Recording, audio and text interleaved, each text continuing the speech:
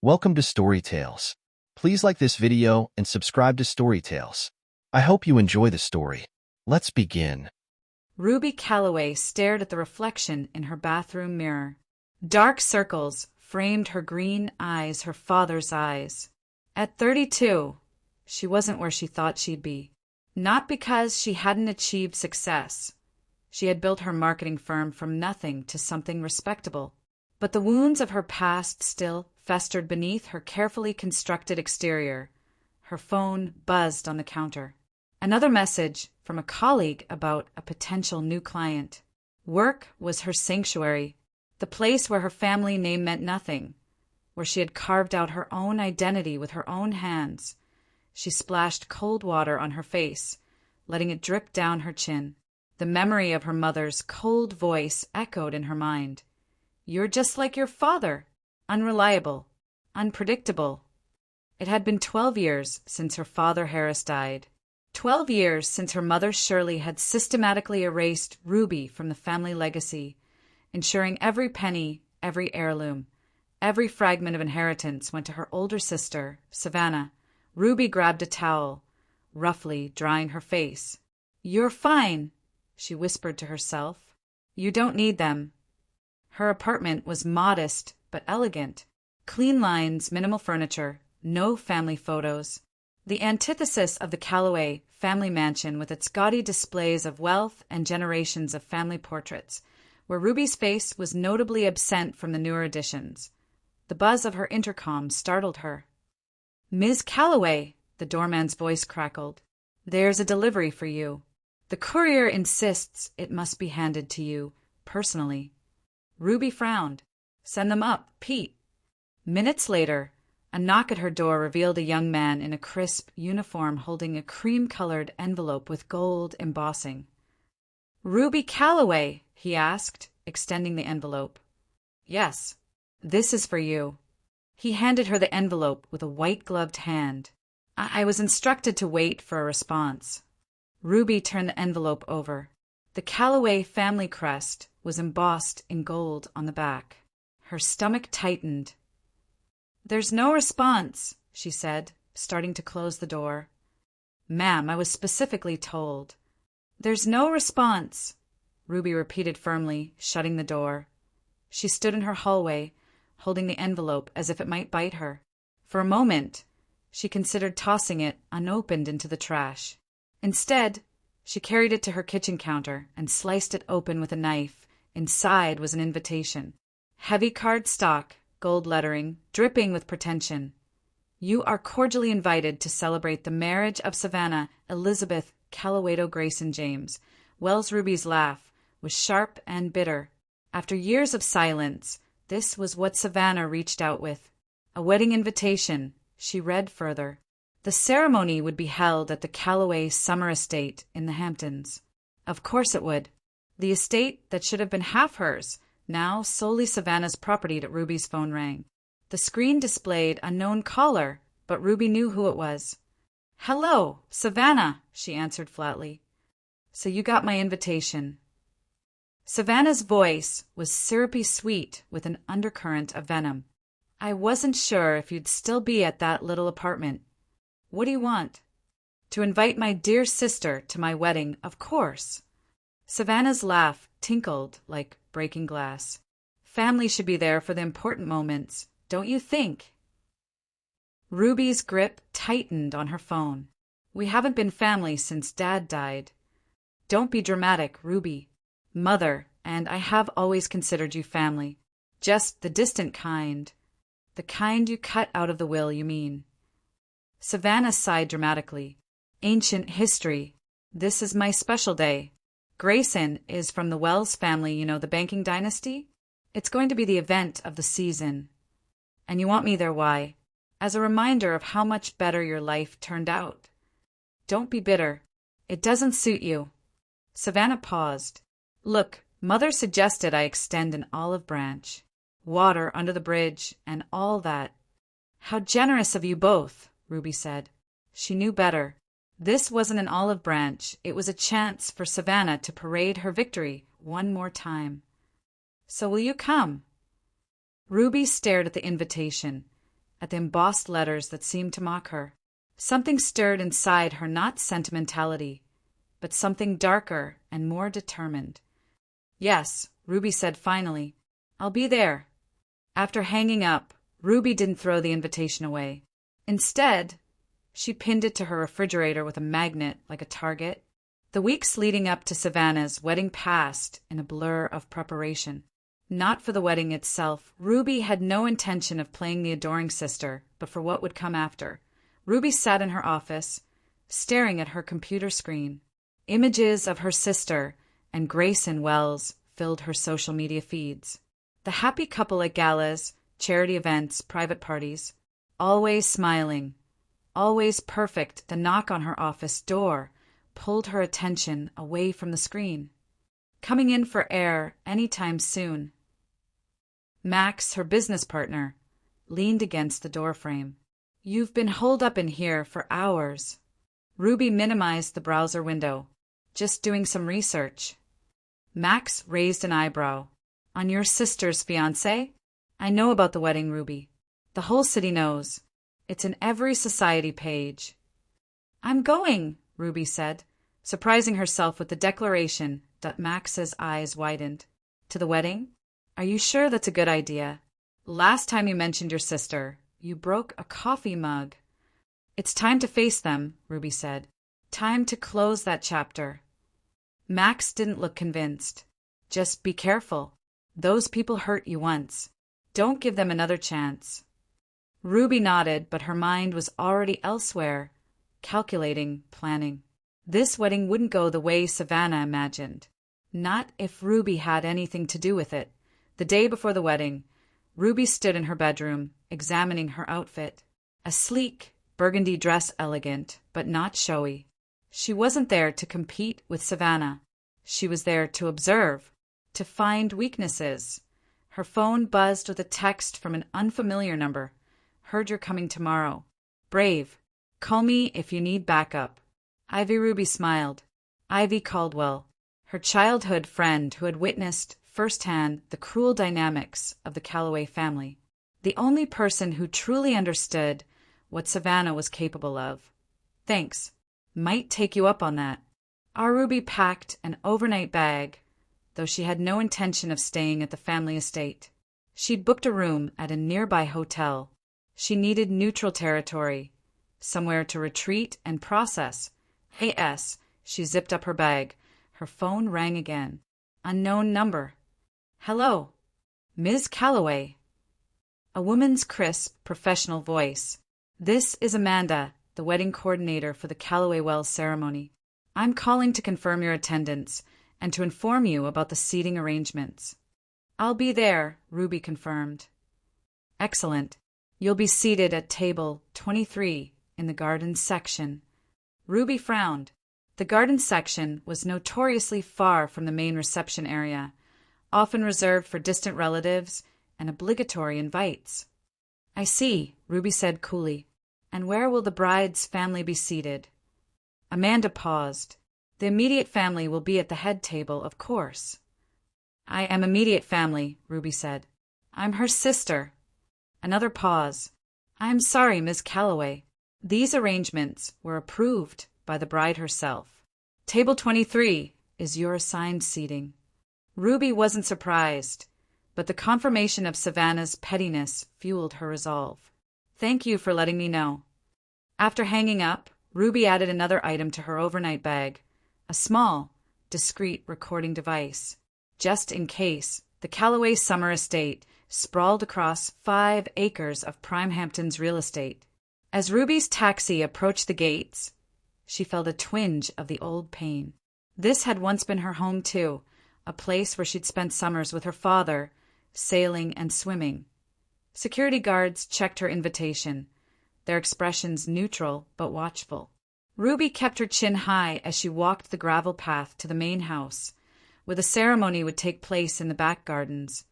Guests milled about, the women in designer dresses, the men in tailored suits. Ruby recognized some faces, old family friends, business associates of her mother, Savannah's college friends. No one approached her.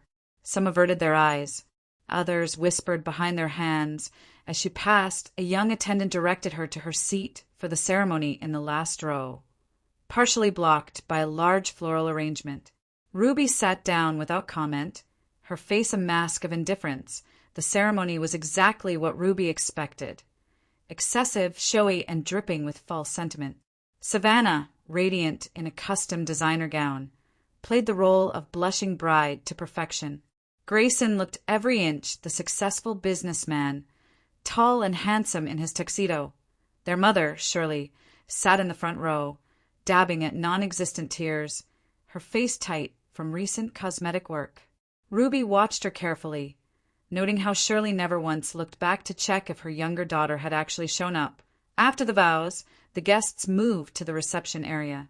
Ruby found her assigned table tucked behind a large topiary, far from the main celebration.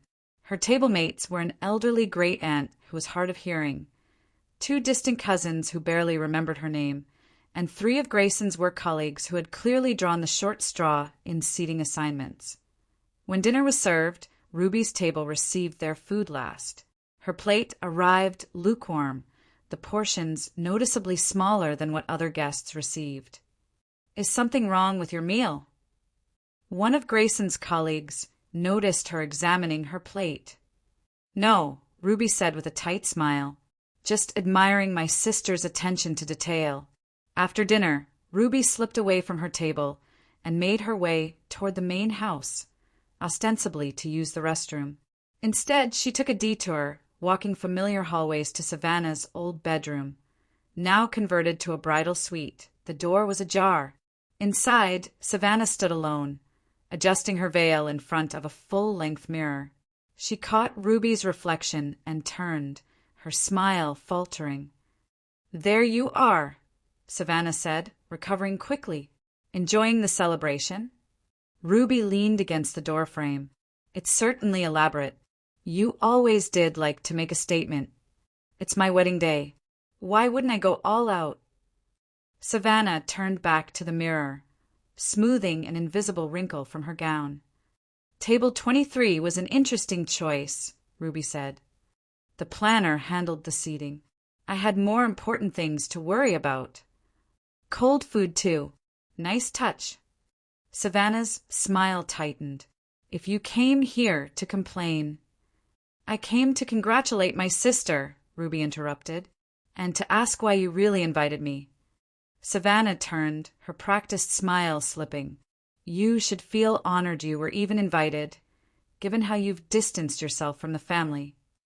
Ruby laughed, the sound hollow. "I distanced myself? That's an interesting take on what happened." "You were always so dramatic," Savannah sighed. "Always playing the victim. Poor Ruby, overlooked and underappreciated." She stepped closer, her voice dropping. "The truth is you never fit in. You weren't what this family needed. Dad coddled you, made you think you were special, but once he was gone—" She shrugged delicately at Ruby's hands clenched at her sides, but her face remained impassive. "You haven't changed at all, have you?" "Neither have you," Savannah said, still bitter, still resentful. A discreet knock at the door interrupted them. One of the bridesmaids poked her head in. "Savannah, they're ready for your first dance." Savannah's mask of bridal bliss slipped back into place. "Coming." She turned to Ruby. "Enjoy the rest of the reception. Or don't. It doesn't matter to me either way." As Savannah swept past her, Ruby remained still, her face betraying nothing of the rage and determination building inside her. She had seen enough, heard enough. This wasn't just about revenge anymore. It was about justice. 3 days after the wedding, Ruby sat across from Ivy Caldwell at a small cafe far from Manhattan's upscale neighborhoods. With her sharp eyes and quick mind, Ivy had made a name for herself as one of the city's most tenacious investigative journalists. "You look better than I expected," Ivy said, stirring her coffee. "Last I heard, you'd sworn never to be in the same room as your sister again." Ruby shrugged. "Things change." "Do they?" Ivy leaned forward. "Or are you planning something?" A ghost of a smile crossed Ruby's face. You always could read me too well. Comes with the territory. Ivy tapped her press badge. So, what did Princess Savannah do this time? Nothing new. Same old Savannah, same old tactics. Ruby took a sip of her coffee. But seeing her again, seeing my mother, it brought everything back. Ivy nodded, understanding. She had been there through Ruby's childhood, had witnessed the favoritism, the casual cruelty. So what now? You're not the type to wallow. I want to know everything about her perfect new husband, Ruby said, and their perfect new life together. Ivy raised an eyebrow. That sounds ominous. It's just research. Uh-huh. Ivy didn't look convinced. And what do you plan to do with this research? Ruby met her friend's gaze directly. Whatever feels right. Ivy studied her for a long moment, then nodded. All right, I'm in. But not because I condone whatever you're planning. Because someone needs to make sure you don't go too far. I know my limits, Ruby assured her. Do you? Ivy's expression was skeptical.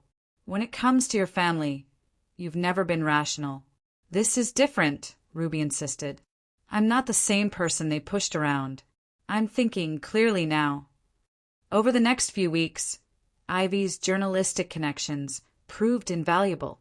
She dug up information on Grayson Wells, his business dealings, his social circle, his past relationships. Nothing particularly scandalous emerged. He seemed genuinely decent, if somewhat boring. I don't get it, Ivy said one evening, spreading files across Ruby's coffee table. By all accounts, this guy is straight as an arrow. Why would he marry someone like Savannah? Family connections, Ruby suggested. The Calloway name still carries weight. Maybe. Ivy didn't sound convinced. But there's something else. Something we're missing. Their breakthrough came a month after the wedding, when Ivy called Ruby at midnight. You need to see this, she said without preamble. Now. An hour later, Ruby stared at the photos Ivy had spread across her kitchen counter. Grainy but unmistakable images of Savannah entering a hotel, followed shortly by a man who was definitely not Grayson Wells. That's Nathaniel Carter, Ruby said, recognizing Grayson's best man from the wedding. When were these taken? 2 weeks before the engagement was announced, Ivy said. And that's not all. They've been meeting regularly for years, according to my source at the hotel. Ruby studied the photos, her mind racing. This is good, but it's not enough. Affairs happen. People forgive them. Maybe, Ivy agreed. But there's more. She pulled out another file. I have a contact at a private medical facility. One that specializes in genetic testing. Ruby looked up sharply. Go on. Savannah had a DNA test done 6 months ago. Not for herself, but for her kids. Kids. Ruby frowned. Savannah doesn't have children. Ivy's smile was grim. Not yet, but she's pregnant. About 4 months along, according to my source. The pregnancy hasn't been announced publicly yet. Ruby's eyes widened. And the test was to determine paternity. Ivy slid a document across the counter. Grayson isn't the father. Ruby picked up the report, scanning the technical jargon. How sure are you about this? My source is solid. Savannah came in personally, used a fake name, but paid with her credit card. Ivy tapped the document. The results were conclusive. 0% probability that the tested male Grayson is the father of her child. Ruby set the report down carefully. So if Grayson isn't the father, given the timing and these photos? Ivy nodded toward the hotel images. I'd put my money on Nathaniel Carter. Ruby leaned back against her kitchen counter, processing this information. A slow smile spread across her face. This isn't just revenge anymore. It's justice. Ivy looked concerned. Ruby! She trapped him, Ruby said. Grayson. She's passing off another man's child as his. That's fraud. It's messy, that's for sure, Ivy agreed cautiously. But what are you planning to do with this information? Blackmail her? Ruby shook her head. No, nothing like that. She gathered the documents, stacking them neatly. I'm going to make sure the truth comes out, in the most public way possible. Ivy studied her friend's face. You're going to destroy her, aren't you? She deserves it, Ruby said, her voice hard. After everything she's done to me, to our father's memory, and now to Grayson, she deserves to lose it all. And what about you? Ivy asked quietly, what do you get out of this? Ruby met her friend's gaze steadily. Peace. Ruby knew that accusations alone wouldn't be enough. She needed definitive proof, something that couldn't be denied or explained away.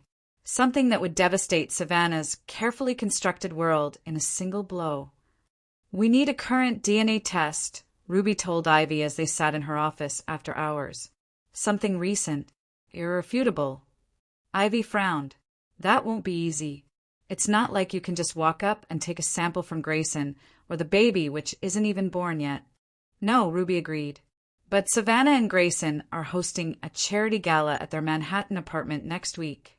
You're invited as press. And you? I wasn't invited, obviously, but I have a plan. Ruby pulled out her laptop, opening a document. The catering company handling the event is one of my firm's clients. I've arranged to be there as part of the event management team. Ivy looked impressed. And once you're in, I get what we need. Ruby's expression was determined. DNA samples from both Savannah and Grayson. That's a big risk, Ivy warned. If you're caught, I won't be, Ruby assured her. Trust me.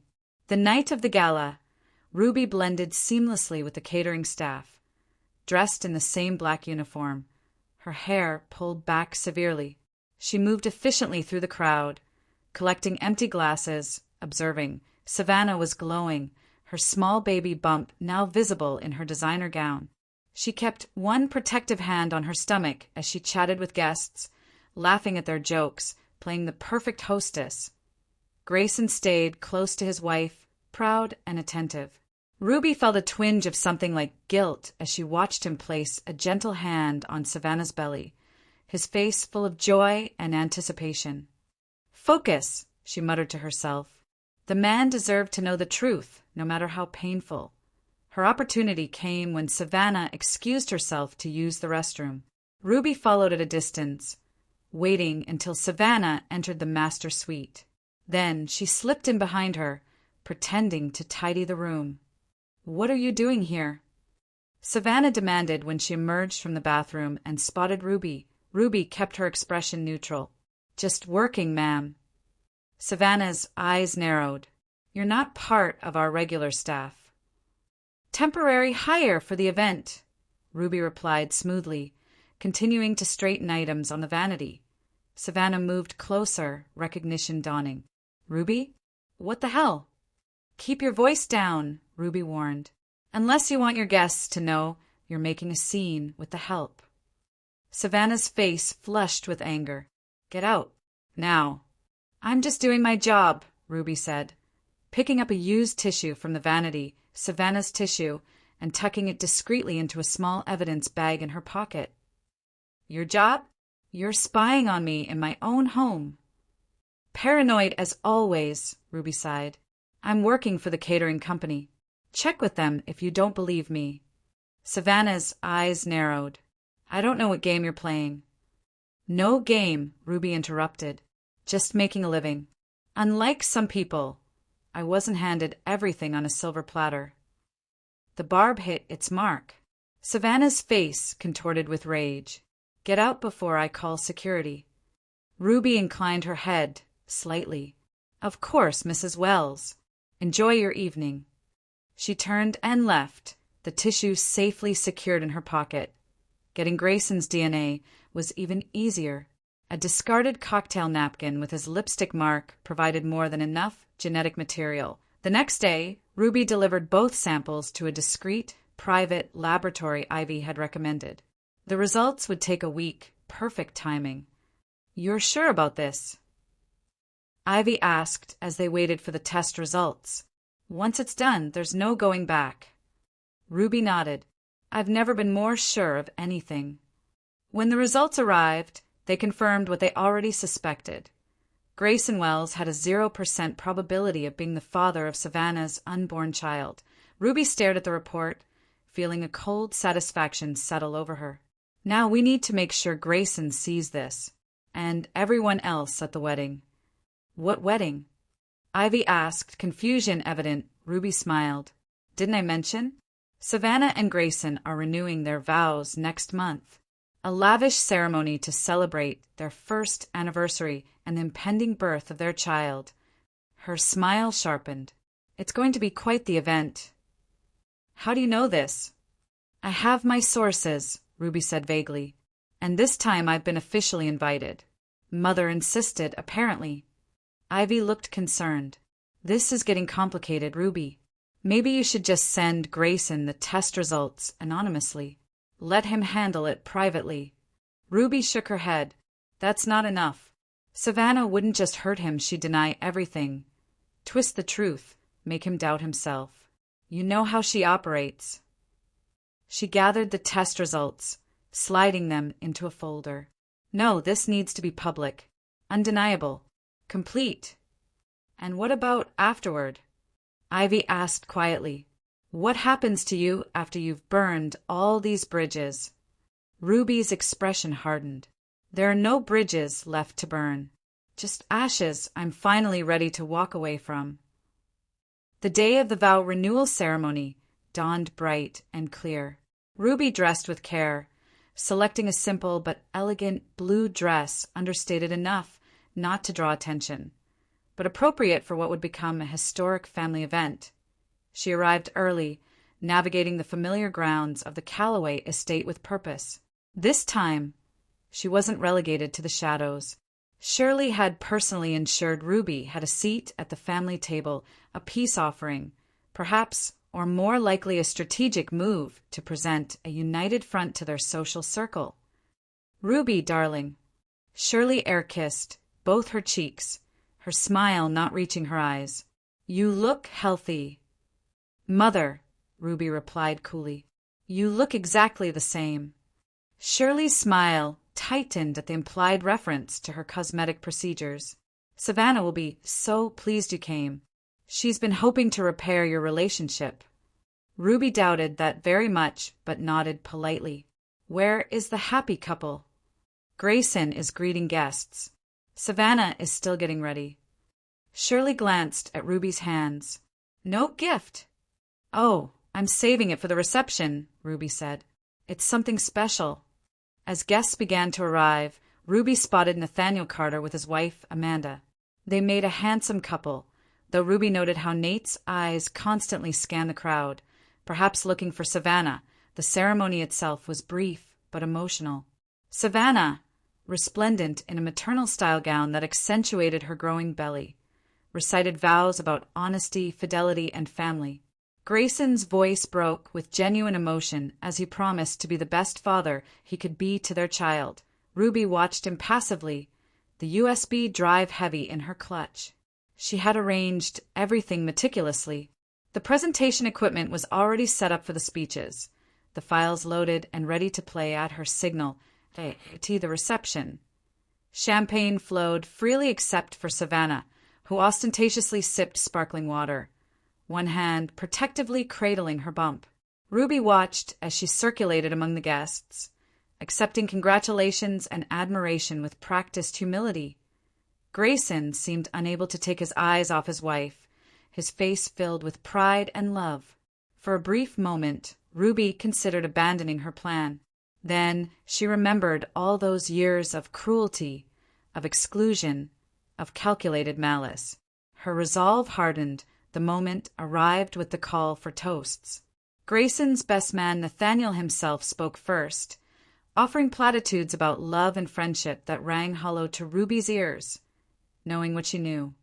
Then Shirley stood, raising her glass to her perfect daughter and her wonderful husband, making no mention of Ruby despite her presence at the table. When the MC asked if anyone else would like to speak, Ruby rose gracefully to her feet. A murmur of surprise rippled through the gathered guests. Savannah's smile froze on her face. "I'd like to say a few words," Ruby said, her voice clear and controlled. She moved to the small stage where a microphone had been set up for the speeches. Behind her loomed a large screen, currently displaying a tasteful monogram of Savannah and Grayson's initials. "For those who don't know me, I'm Ruby Calloway, Savannah's sister." She paused, letting the words sink in. Many guests looked confused. Savannah had spent years minimizing Ruby's existence, referring to herself as an only child in interviews and social settings. "Savannah and I haven't always been close," Ruby continued. "But family is family, isn't it? And today is about family, about trust, about honesty." She glanced at Savannah, whose face had drained of color. Grayson looked mildly concerned, but was still smiling, one arm around his wife's shoulders. "Before we toast, I have a special surprise." Ruby smiled directly at her sister. "Savannah, you love surprises, right?" Without waiting for a response, Ruby pressed a small remote in her palm. The screen behind her flickered, then displayed the first image: Savannah and Nathaniel entering the hotel, his hand intimately placed on the small of her back. Gasps erupted from the crowd. Grayson's smile vanished, his arm dropping from Savannah's shoulders. "What is this?" he demanded, voice tight with shock. "Evidence," Ruby said simply, clicking to the next slide.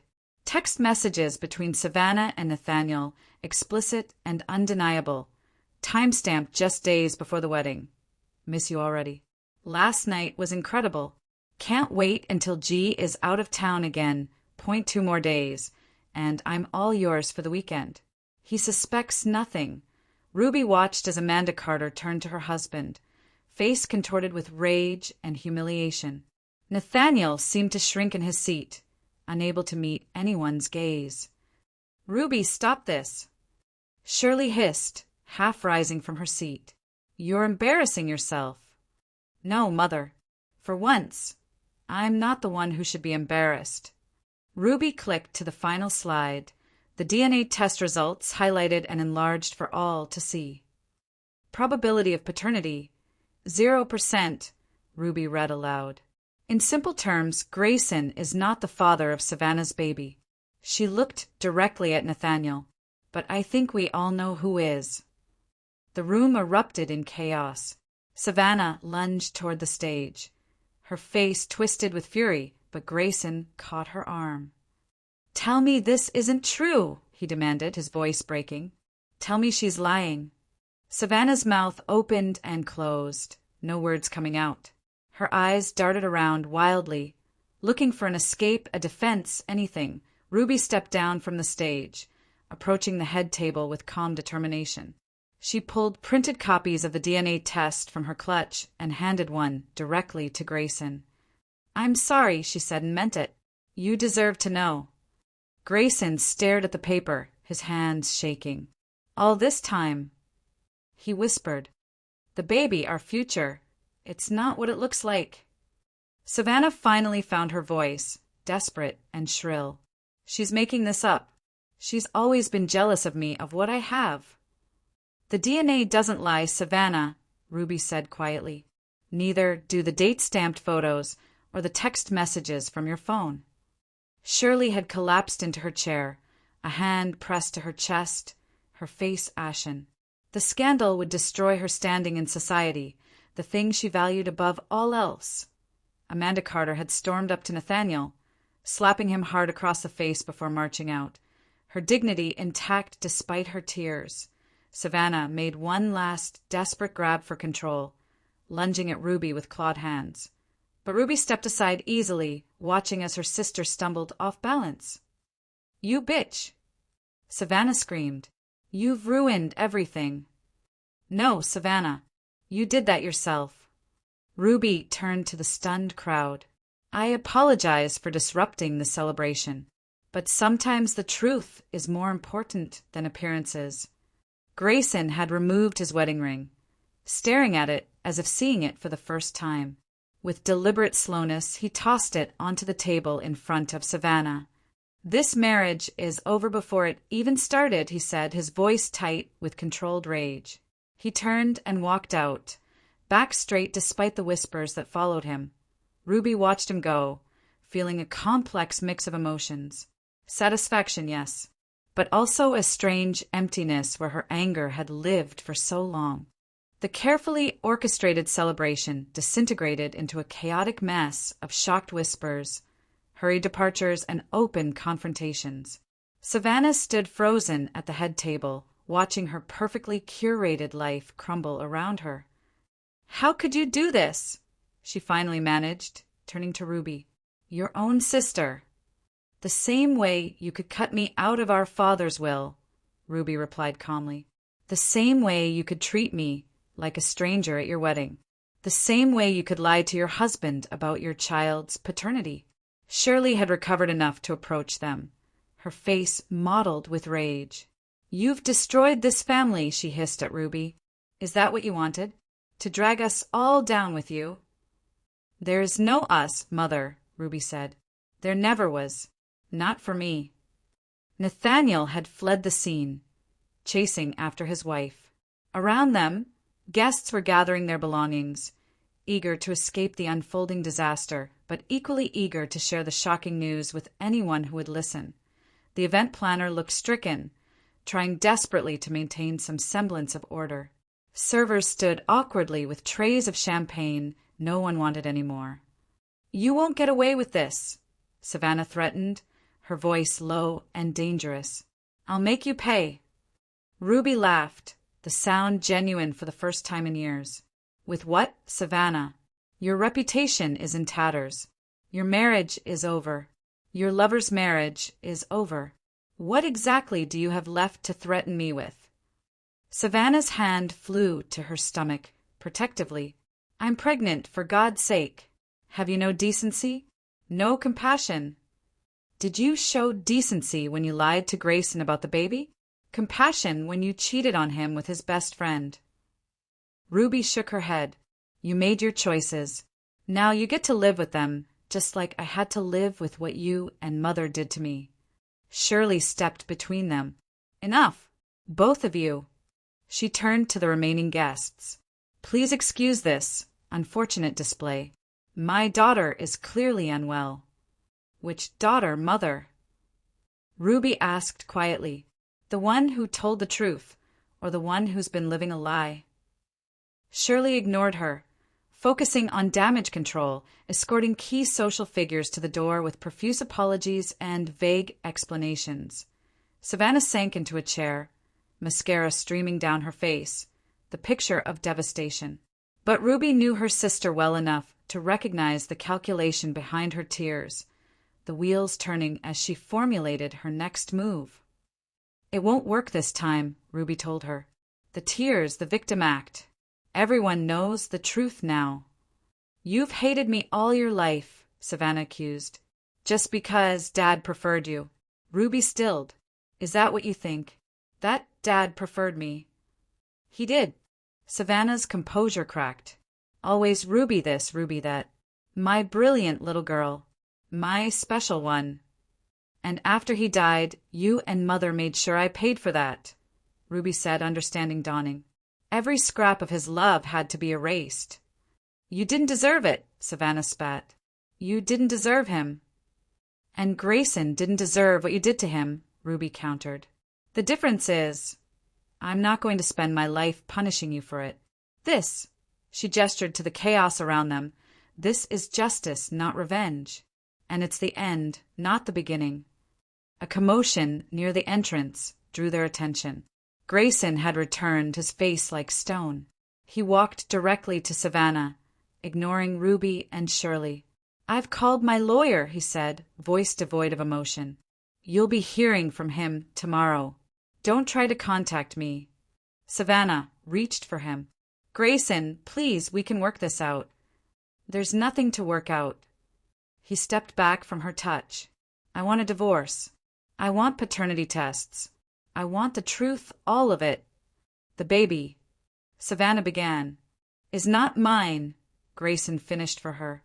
Maybe you should have thought about that before you decided to pass off another man's child as mine. He turned to Ruby. Thank you for having the courage to tell me. No one else would have.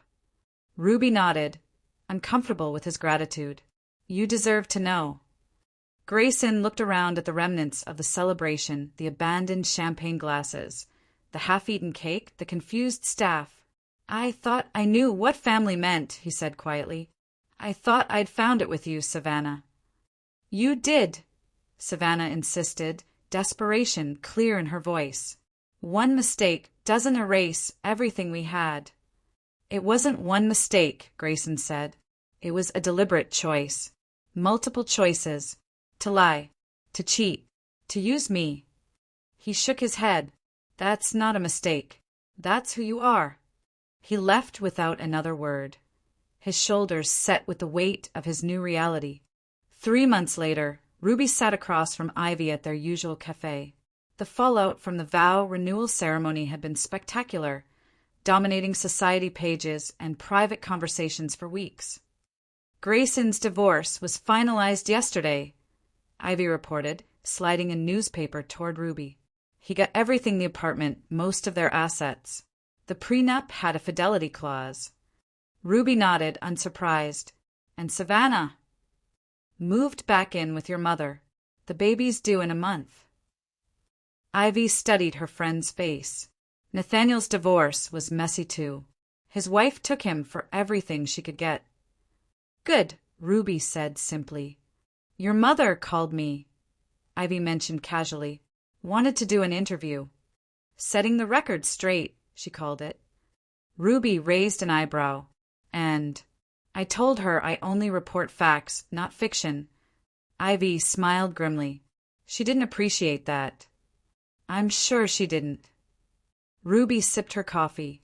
She tried to call me too. Several times. Did you answer? Ruby shook her head. There's nothing left to say. They sat in comfortable silence for a moment. Then Ivy asked the question she'd been holding back. Do you feel bad? About any of it? Ruby considered the question carefully. The image of Grayson's face as he learned the truth flashed in her mind. The collateral damage had been extensive: his pain, Amanda's humiliation, even the unborn child who would grow up in the center of a scandal. Not about exposing the truth, she said finally. Grayson deserved better.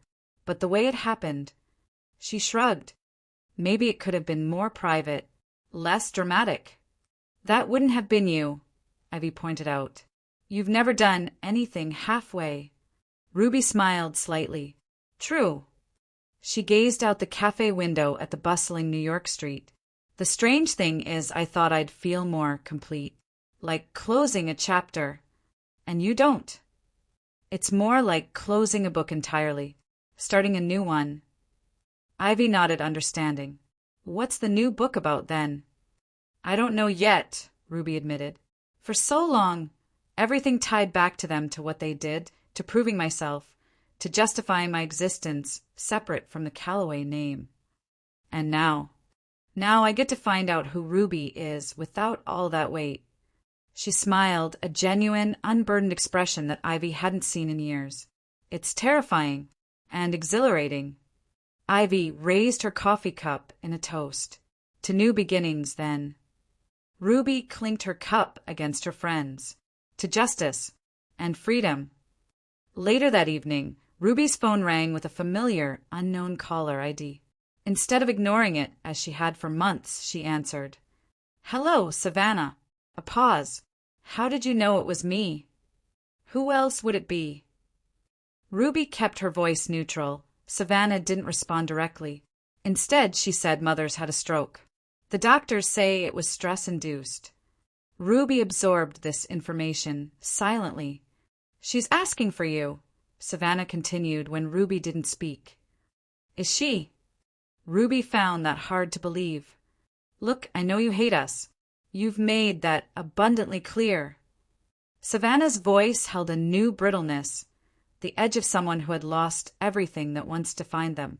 But she's still your mother. Biology doesn't make a family, Savannah. You both taught me that. Another pause. I deserved what you did. I can admit that now. But Mother was the architect of it all, Ruby finished. Every slight, every exclusion, every cruelty. She encouraged you, rewarded you for it. She's still dying, Savannah said bluntly. Ruby closed her eyes, feeling the last tendrils of her old anger stirring. But the heat was gone, replaced by a cool certainty. I wish her peace, she said finally, but I won't be coming to say goodbye. You're really that cold. No, Savannah, I'm really that free. Ruby ended the call, setting down her phone with finality. Outside her apartment window, the city lights twinkled against the darkening sky. For the first time in her adult life, Ruby felt no pull toward the past, no invisible chains binding her to people who had never valued her. She had won. Not by becoming like them, calculating, cruel, manipulative, but by exposing the truth they had tried to hide. By refusing to let their version of events stand unchallenged. Ruby opened her laptop, navigating to the folder of business plans she'd been developing. Ideas for expanding her company, for creating something entirely her own. The Callaway name would continue to open doors for Savannah, even after the scandal faded. Shirley would recover or not. Their world would continue to turn, with or without Ruby in it. But for the first time, Ruby understood that the same was true for her. Her world would continue to turn, with or without them, and it would be better, brighter, and entirely her own.